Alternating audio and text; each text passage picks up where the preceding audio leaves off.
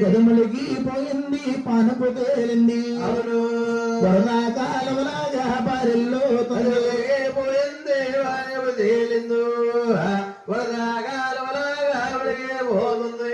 ఎప్పుడైతే మంగాదేవి ఏడిసి ఏడుపుకమ్మ శాస పానపు తేలిపోయి ఎప్పుడైతే వరద కాలవలా పారిపోతుందట ఎప్పుడైతే కన్నతల్లి వచ్చింటుంది అమ్మ కూతురా మంగరాజు నిన్నెవరో కట్టారు ఎవరో తేటారు ఎందుకు ఏడుస్తావు గారాల మంగార కొట్టేరు ఎవరో తీటేరు ఎందుకు ఏడుస్తావు గారాల మంగ అమ్మా నన్నెవరో కొడతారు ఎవరో తిడతారు ఈ లోకాన్ని పాలించే చక్రవర్తి ఆలమా దారికుడు కూతురునమ్మ అలాగనగానే అరే రే ఏడుస్తున్న కారణం అనగానే అమ్మా నా పేరేమి కన్నా నా కోసం రాడు ఎవరో కోసం వరి బాలను తీసుకొచ్చాడు